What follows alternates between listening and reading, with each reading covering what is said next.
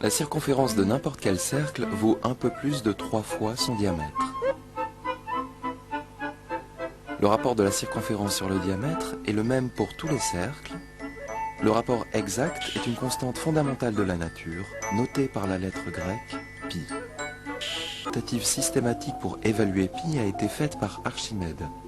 Il a obtenu des valeurs approchées en employant des polygones réguliers intérieurs et extérieurs à un cercle. Quand on compare le périmètre de cet hexagone intérieur à la circonférence du cercle, nous constatons que pi est un peu plus grand que 3.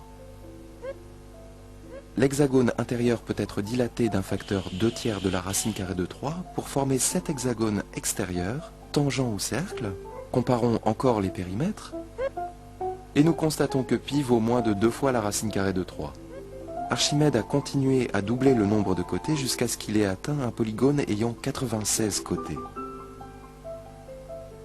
Il a finalement trouvé ces deux limites inférieures et supérieures pour pi. La limite supérieure 22/7 est encore utilisée aujourd'hui comme une approximation simple de pi. Pendant des siècles, différentes cultures ont raffiné la méthode d'Archimède en prenant un nombre de plus en plus grand de doublements.